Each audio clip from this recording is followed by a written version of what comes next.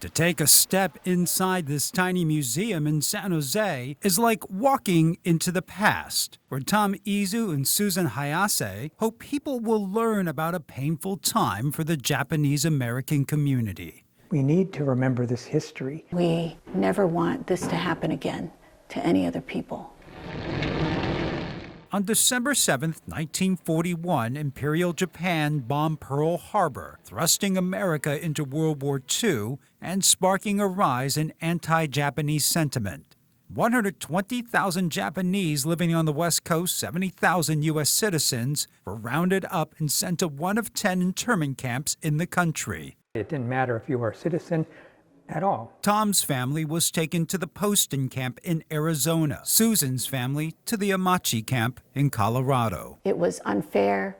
It was racist. To justify the incarceration of the Japanese, the U.S. government used the Alien Enemies Act of 1798. The act basically says that when it is a declared war or a predatory incursion by a foreign government, then people can be removed. It is the same act UC Law San Francisco professor Rory Little, who teaches constitutional law, says the Trump administration is now using to arrest and deport Venezuelan immigrants accused of being gang members and drug dealers, as those gangs are, quote, threatening an invasion or predatory incursion against the United States. The administration today is saying, oh, the invasion of our country by gangs that we say are effectively controlling a foreign government, that ought to be included within the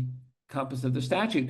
Currently, the Federal Court of Appeals has put a temporary block on the Trump administration's interpretation of the Alien Enemies Act. The White House says it plans to appeal the case to the U.S. Supreme Court. Meanwhile, for those in the Japanese American community whose families were taken away without due process 83 years ago, it is like watching history repeat itself.